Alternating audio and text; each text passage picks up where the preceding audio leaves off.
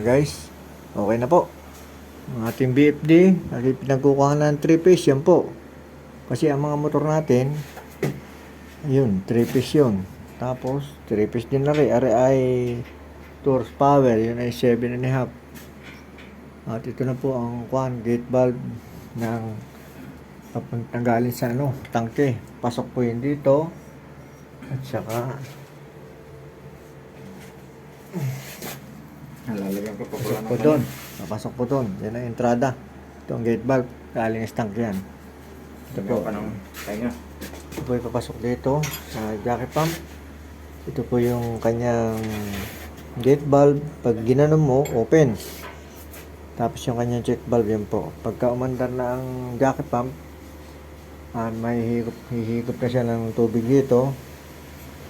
Pasok siya doon. Yan. Tapos, naka-elbow doon. Diretso dito. Elbow rin dito. At hindi mabalik ang kanyang tubig doon. Diretso na sa lahat ng yan po. Lahat ng pipeline, yan. Diretso na. Okay-on. Nandito ang kanyang 5 sprinkler. Sa taas 5 ito din sa baba. Tapos pumunta doon. Meron tayo dong pyros cabinet. Isa doon. Sa lugar na yon. Tapos ano naman po. Itong pipeline na ito ay pumunta na doon. Ito pala. Yung pipeline na ito. Yan. Pumunta doon. Dahil sa painting. Meron dong isang pyros cabinet. Tapos dun sa may pagtaas, meron uli. At saka sa ibabaw, meron uli. 3. Bago yung isa nandun sa likod na rin. Are. Sa likod dyan. Nandiyan po yung isang pyros cabinet. Ngayon, ito naman po. Itong left side na ito, tapos button siya po ang control ng yung jacket pump na yun. Yan. Ito po. Ito po, yung control na yan. Yung magnetic na yan. Yan ang control ng jacket pump na yun. Dadandahanin ko lang. Yan. Yan po ang control. Yan po ang jacket pump. Yan. Dumaan po siya dun sa pressure switch. Kung sakaling dumating na sa 80 ang pressure, hindi mamamatay ang kasi ang buhay po ng jacket pump ay nandun sa pressure switch na yun. Mayroon naman siya dong gauge. Ayun, may kahon na yun. Ito ang gauge. Ito naman po ang kanyang magnetic contactor at ito naman po ang kanyang push button. Ngayon, pagka po i-auto natin, i-on natin ito pa ngayon. Yan. Yan, naka-on siya. Ibig sabihin, pag nakagaya siya, ka-automatic, hindi nadadaan din sa push button. At yan po, ikusa ng magka-cut off yun.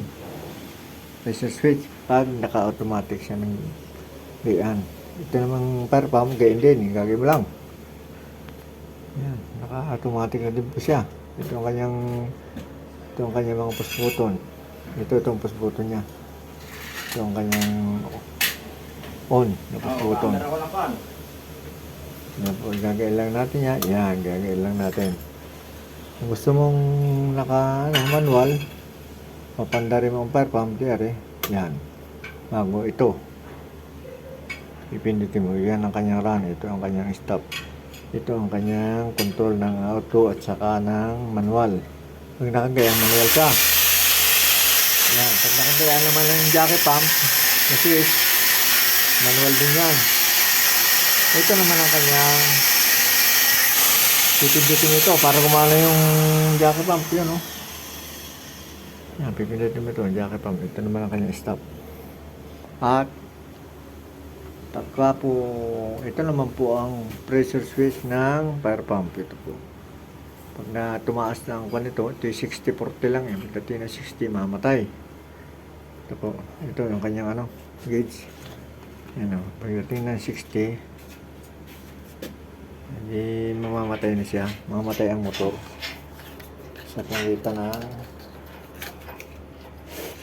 ng control. Yan po. Ito po kanyang overload. Yan.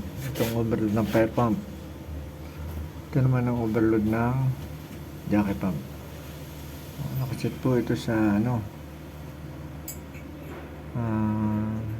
Nasaan ang araw na rin? Makita. Di.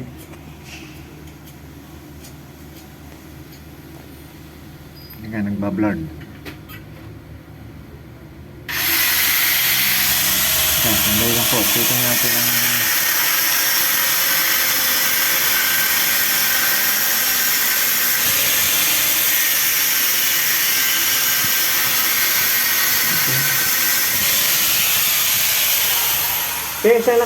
saan nakatapat na rin? Itong ating jockey pump, saan nakatapat ang ang kanyang dito sa kanyang overload. Saan nakatapat?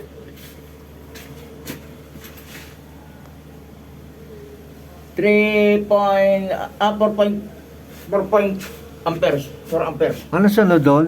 3.6. Hindi, yung pataas. 4 ang sunod eh. 4 na. Ano ba ang sunod? Pataas. 3.6. Sakit na yung 4? Oo. Ha? Mm. Ah. Ito. Ari namang isa. Meron nito.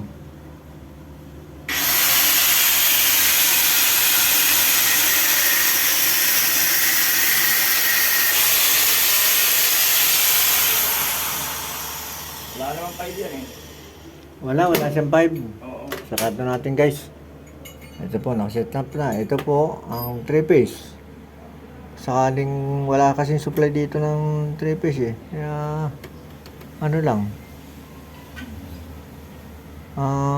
BFD ang ginamit natin para magkaroon ng 3-piece.